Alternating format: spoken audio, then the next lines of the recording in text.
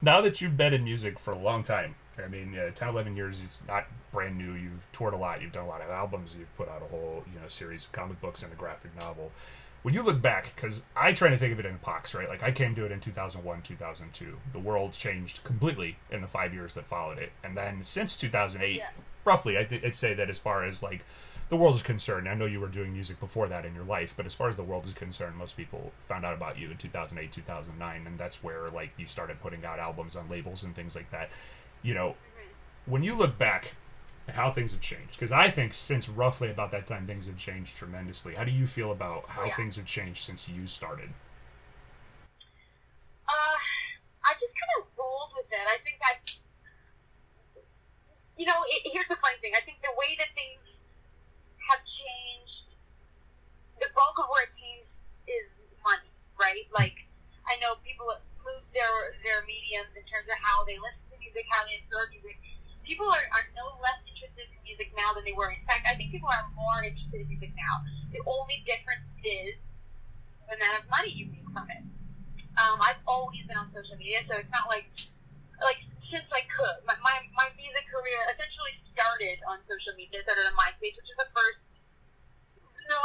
social media platform where people could create profiles and share their music tapes. And I think that really revolutionized how we digest music.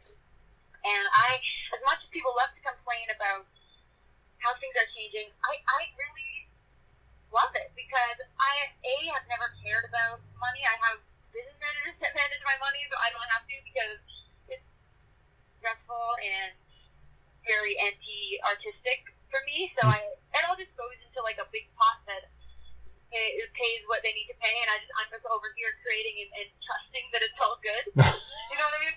My grandpa was like this insane business mind would like sit me down and challenge me like, well, how much am I making on this? What are you getting from this? Where are things coming over? I'm like, I don't know. I don't actually know.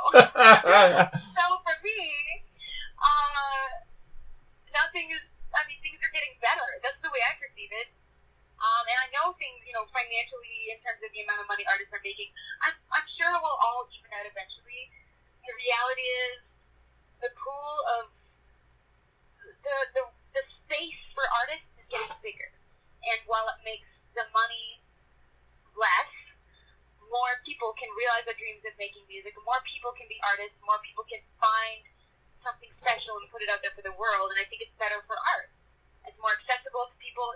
10 years ago, people asked me, like, what's your advice on getting music? 20 years ago, you'd ask me, like, how you make it in the music industry, and I'd be very conflicted about it because you have to get discovered somehow, and you have to sign to a label, and you have to somehow, like, do a singing contest or something to be found. But now I literally say, go to the App Store, buy Logic, start producing, put it on the internet. Like, everything's in front of you. You can do anything you want. You can be an artist today if you've always wanted that. 20 years ago, you couldn't. So I think the world is getting better for art. And while it may not be sorted out financially yet, I think eventually it will be there. The reality is people care about art, and they're interested, and they're ready to discover, and they're ready to take in more art. And that's why I thought this was a good time to do this project, to tie in different mediums and give